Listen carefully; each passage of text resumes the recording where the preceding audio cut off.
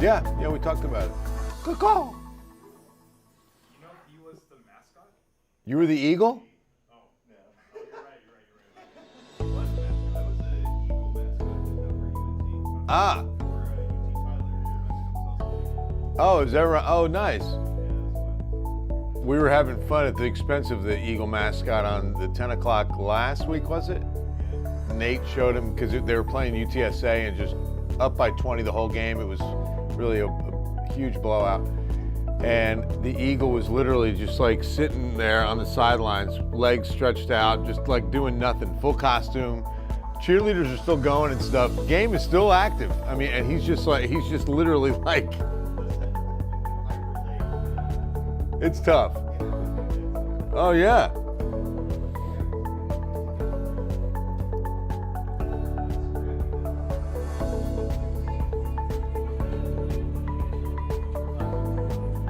Thank you, Marcus.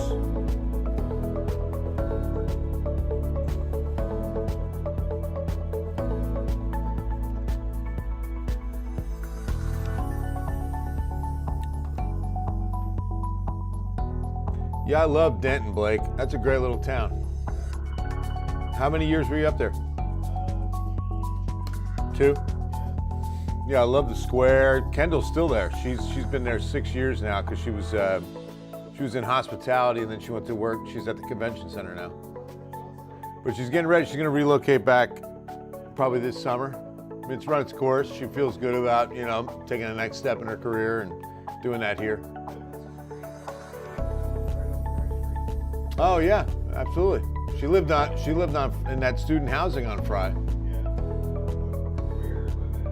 It was that if you name it, U Center. Did you really? Wow. Yeah, she lived there her, I guess, junior, senior year? Was it just senior?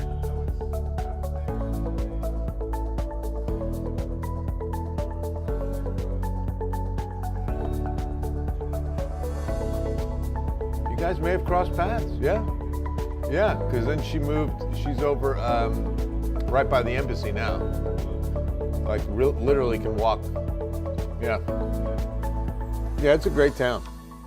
I was doing so much weather for her. I'm looking at 2 radars, models for North Texas, because the spring up there is like twice a week, as you know. You get ripped with severe weather. Yeah.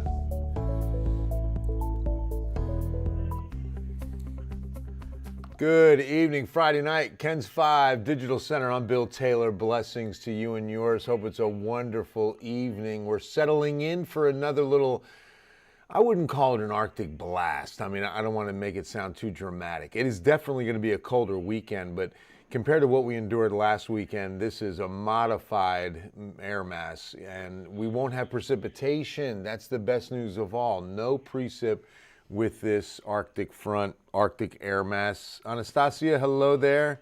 Hi, Marcy, thank you. God bless you too. San Antonio today added to the cold weather advisory that goes into effect at 3 a.m. Saturday, goes until 10. And it's mainly to do with wind chills more than temperatures. Temperatures are actually going to be colder on Sunday morning, but it's because of the wind chills that could get as low as about 13 or 14 for a brief moment in the morning. But they will recover quickly because the wind's going to die down quickly. And we should expect those wind chills, obviously, to respond accordingly. Now, it's still going to be a good north wind most of the day. I would account for wind chills through the afternoon. I think the winds will back off. We'll take a look. But the forecast is calling for winds to back off by probably, well, let's just do it now. 7, 8 o'clock, I think, when I last looked at it. So they're going calm tonight. Look at that, okay? But as we get to the morning hours, look what happens. They start gradually picking up from the northeast. It's almost like a little backdoor front comes in.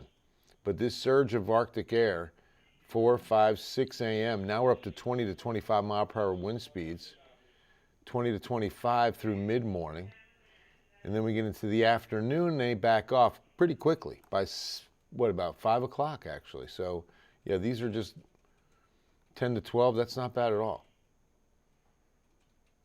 So I'd say, yeah, as early as 5 o'clock, we could look at winds a little more comfortable. Honey Morgan, definitely colder today. Yeah, exactly. Like we hit 70 yesterday. Our high today, it didn't even feel that warm, but it wasn't 70. I promise you that. So yeah, wind chills tomorrow will be a factor, pun intended. Here's what we've got on the highs today compared to yesterday's 70. We stopped at 57 today. Got the 60 at Uvalde, 61 Cotulla, 55 in Kerrville. Compare, contrast to what we should be doing on the 30th day of January. Hey, Kyler, chili and jalapeno cornbread tomorrow. Ooh, yeah, nice, Lynn. That's going to be delicious. Doing good, Anastasia. Hope you're doing well, too. 42 on the nose this morning, then only 57 under the clouds. 65 is where we should have finished. And I want to point out the record low of 1949. So tomorrow, we'll talk about it tonight since I won't be here.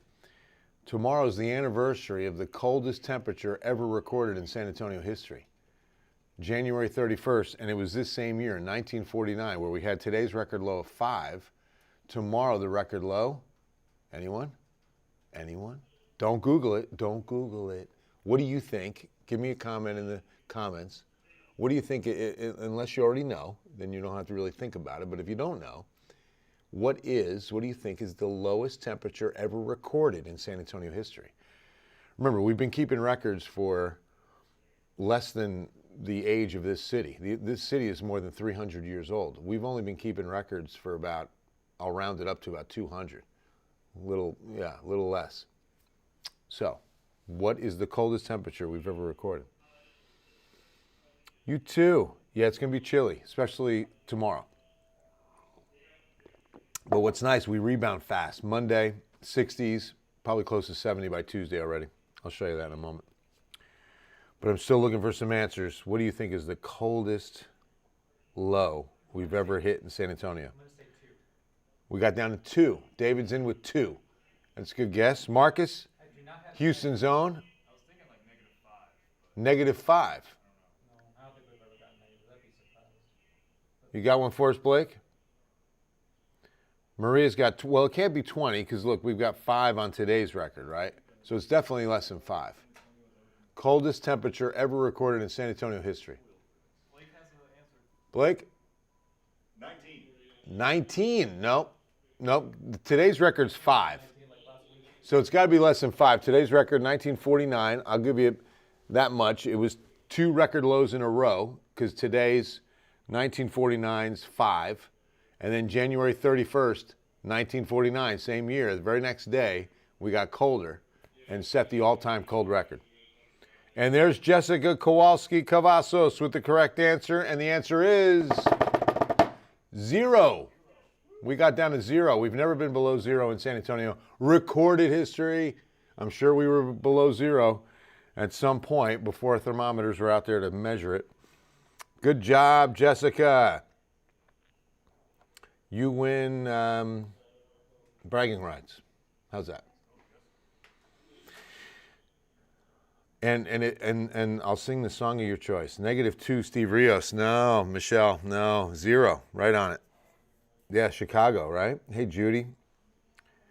So, Jessica, if I know the song, I'll sing it for you. But give me a couple options in case I don't know it. Give me an all-town, a familiar jingle or something. Okay, let's talk about this weather tomorrow. When we get down into the morning hours, we're going down to a light freeze in this city. I don't think it's going to be enough to drip the faucets in San Antonio. Maybe tomorrow night, though. And then if you're in the hill country, lower to mid-20s will be possible on Saturday morning. I think the coldest will be probably like 23 or 24. Then tomorrow afternoon, we get sunshine. This model takes us to 49 or 50. I think it'll be about 46, maybe 47. Amazing grace, how sweet the sound that saved a wretch like me. I once was lost, but now I'm found. Was blind, but now I see. Thank you, Jessica. That's a beautiful one. When we've been there 10,000 years, bright shining as the sun, we know less days to sing God's praise than when we first begun. All right, so Sunday morning, we've got temperatures. Wow, look at that. That really, oh no, there it is. Okay. I was like, that really came up because the model had us in the mid-20s. I think it could be lower 20s to even a couple of isolated teens Sunday morning. That's why it's interesting that the temperature, even though we've got the cold weather advisory tomorrow, the temperature will actually be colder on Sunday. It's the feels like that'll be the coldest on Saturday morning. And just like my good friend Joe Ryan-Nagel, former Ken's sports director who's retired and now on radio sports, ESPN Radio in San Antonio, I was on last week with him and we were he doesn't like the difference. He's like, just give me the wind chill. What's the difference of the temperature? Just tell me what I'm going to feel like. That's the important number, right? He's like, why do you have to give the two numbers? Well, because, you know, the wind chill is not necessarily an empirical number found on a thermometer. Okay, it's a calculated figure that says based on this temperature with this wind speed, your body thinks the temperature would be this. It's not a recorded, you know, instrument temperature. Adriana, Sunday, hey, happy birthday. I won't be here Sunday, so happy birthday, Adriana. Happy birthday on a Friday night, even though it's not your birthday, but I'm not going to be here Sunday. I would come in to sing it for you, but I'm going to probably be at church to you. There it is. Thank you, David. Happy birthday, Adriana. Have an awesome weekend and blessings on your next trip around the sun. I was on a career day today, and I was just telling the kids that, you know, because I always talk about how fast the Earth is orbiting the sun, that we're being hurled around the sun at about 60 to 65,000 miles per hour right now. Right now. Whoa, right? So it's like, you know, hard to fathom, but just imagine that. And I always say, like, and I ask these were elementary school kids, how long does it take for us to make one lap around the sun? And they'll always usually get it right. 365. And I said, that's exactly right. So I said, on your birthday, you're celebrating the day you were born, but you've also completed a full circle around the Earth. That's what you're also celebrating. All right, mid-50s by Sunday and sunshine. So that's the beginning of this nice little warm-up that occurs a lot quicker than we did last week. Drip, drip in my sleep. Right, Judy? Yeah, exactly. Sleeping too close to those dripping faucets. No, I don't, Anastasia. You're very kind. I sing low and just make joyful noise to the Lord. But happy birthday. I hope you have a wonderful, you get the whole weekend. When your birthday falls on the weekend, you should be celebrating tonight, tomorrow, Sunday. And take off Monday and do it again. Why not? Why not? All right, next week, we're in extreme drought. In fact, we can do an update because this was updated yesterday. It could only get worse because we didn't get any rain. And so here's, east got a little bit worse. A little more coverage on extreme drought east. This comes out every Thursday, and you really see San Antonio, I-35 corridor from Laredo, even though Laredo's got a pocket of moderate to severe, but just north of there to Eagle Pass and then right through San Antonio to Austin, all that extreme drought. And it was disappointing to see this model run on the rain chances we have. Hey, Brenda, Jasmine, good to see you guys.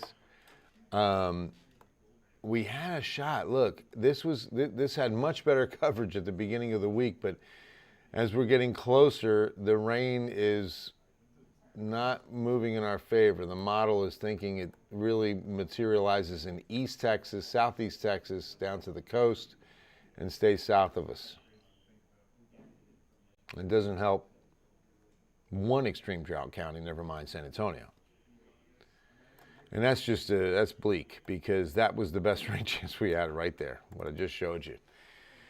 in the 14-day forecast. Now, the one thing that also sticks out on this 14-day forecast, how much more mild it's going to be. Not expecting another Arctic front anytime soon. These numbers, you know, we recover out of this weekend's cold quick, 38 to 63 Monday. That's about an average winter day in San Antonio. Tuesday, look at that, we're going to 70.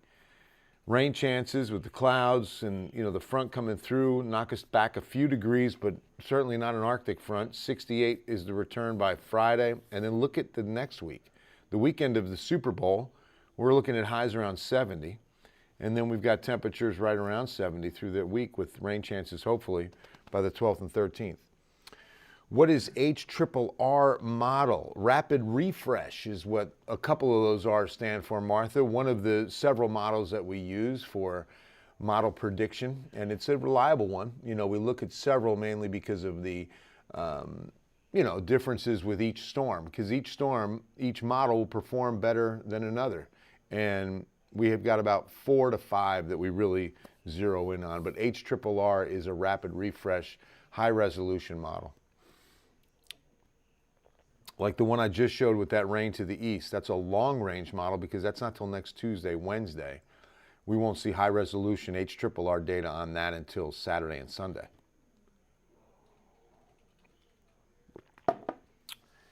All right, guys. Oh, and the other big difference, like between a global model, is the grid in which it forecasts. The global long range models are looking at a 25-mile grid. The HRRR and high resolution looking at about a 4 to 6 mile grid. So it's a high resolution, more detailed forecast. And one you can put a little more faith in. Oh, geez, James Jarrett, geez. Oh, did we? We have a full moon tonight? Hope you have a good day too, Anastasia. Hope you have a great weekend. I hope all of you have a wonderful, blessed weekend. Be safe, be kind. I love you all, and we'll see you on Ken's 5 News at 10.